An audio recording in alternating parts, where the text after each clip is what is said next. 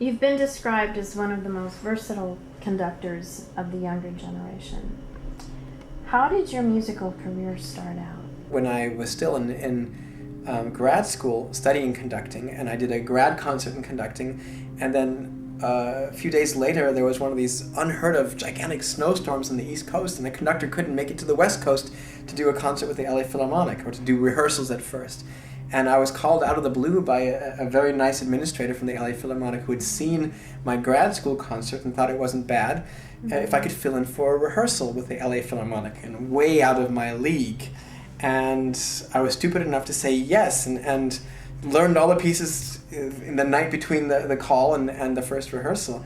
And I was young enough and green enough not to be able to make anything broken with a good orchestra like that. And so that was the first appearance of my name in any kind of real professional setting, I guess. Wow. And then I waited for a few decades until I could work again, and then it started to happen, I guess. Right. Do you ever get nervous about how the orchestra is going to respond to you sometimes? Every group is so different that I've kind of learned to keep all my senses open to how they work. And I find in general, when I go to work with a collective, if it's an orchestra, if it's an ensemble, if it's an opera company, or perhaps even it's a group that's not normally used to working with a conductor. That was certainly the case with the Pet Shop Boys, and also perhaps with other people from jazz or with theater kinds of things or electronics, that regardless of what their experiences are with a conductor, they have specific needs and specific ways of working.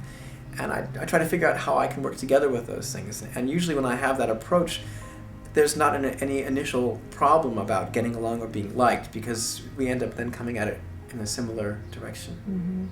Are language and cultural differences sometimes a problem? As a conductor, an orchestra in almost any situation is much less interested in hearing you talk than in making music with you.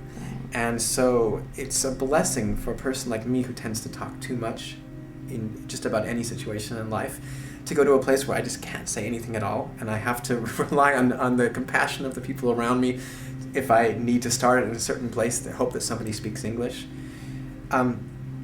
That's been a very positive thing. One of the strongest examples of that was working in Vietnam, where really only the most basic things that I could say would be understood, and that was fine. There were a few people who spoke a few words of English, but the communication was there and was fine and wasn't compromised by that. I think the converse side of it is it's most difficult in a language which you think you speak well. And we all know how people who speak English really quite well, but they still don't quite get some of the sensitive differences between things.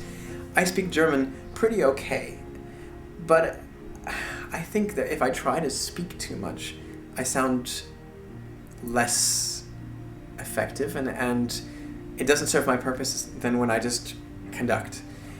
French, I never studied. I've worked there a lot, and I've learned from a lot of people who've helped me. I still speak terribly. And I find I get myself caught in a lot more traps when I start trying to explain things than when I don't. And fortunately, contrary to the popular legend, I think French musicians and French orchestras are very tolerant and have been very, very sweet about it. But it is difficult to a certain extent, but it's in the end only as difficult as you choose to make it. You won an Echo Classic Award for a CD with the works of Frank Zappa. Why Zappa? That's an interesting question. My quickest answer is because we have the exact same birthday. We're both born on 12/21, which is also 2112, which is also the name of my favorite Rush album. But beyond that, I was asked to come into a project that had been passed down through several hands. Frank Zappa in his lifetime worked in Germany with the Ensemble Modern. They collaborated and they made an album together, and they did new versions of pieces and new pieces. And that work left an incredible resonance in Germany with the ensemble, kind of in the whole world of Zappa fans, and with Frank Zappa, and they were going to continue that. And unfortunately, Frank Zappa didn't live to continue the next chapter of it, or didn't to complete the next chapter of it. And it was so important to all of those involved to continue on with that project that they did, and they pressed forward and finished the orchestrations and finished many of the pieces that they wanted to do together, with the help of a man named Ali Askin and several other programmers in the Zappa family and the ensemble. And that developed over many years. And I was initially involved in the project through my association with Peter Oetfusch, who conducted some of the first concerts of that. I was his assistant at the time, and I did a lot of the rehearsing, a lot of the development in that sense with the Ensemble Moderne. And that collaboration led to me finally conducting many concerts of it myself, and then to do the album. So it was a very fortunate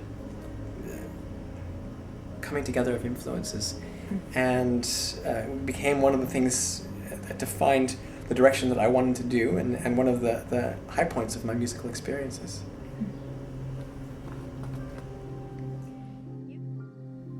So what's next on your musical menu? Well, this next year is kind of an exciting year because I get to go to some new orchestras that I haven't gone to before. And they're in many places. One of them is in Cologne, Germany.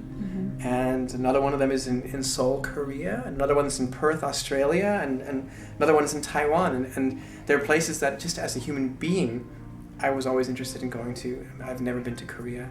And I've never been to China. I've never been to Taiwan. And Chinese is actually a language that I studied in college with the hope of going and learning more about the culture and learning to speak better. And so both the prospects of conducting in Taiwan and conducting in China are very exciting to me. Just as going to Vietnam a few years back was an amazing blessing.